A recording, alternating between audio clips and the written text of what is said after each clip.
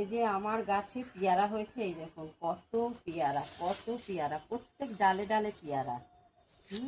এত পেয়ারা হয়েছে যে টবের গাছে আমি জানি না এত হয় কিনা কারোর।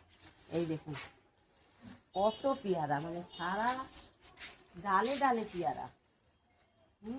এবারে আমার সবেদা গাছ দেখুন কি সুন্দর হয়েছে।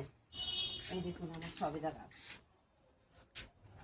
এই সবেদা গাছ, কত সবেদা, এর ভেতরে ভেতরে প্রচুর সবেদা। এই দেখুন কত সবেদা। এবার দেখাবো, এই দেখুন কত শিম হয়েছে গাছ ভর্তি।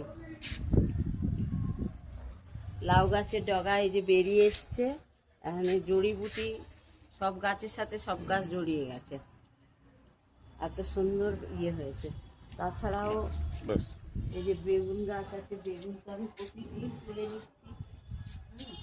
এই যে বেগুন হয়েছে, কত বেগুন, এই দেখুন, এই দেখুন বেগুনে ভর্তি, প্রত্যেক দিনই তুলে নিই আমি, আবার হয়ে যায়।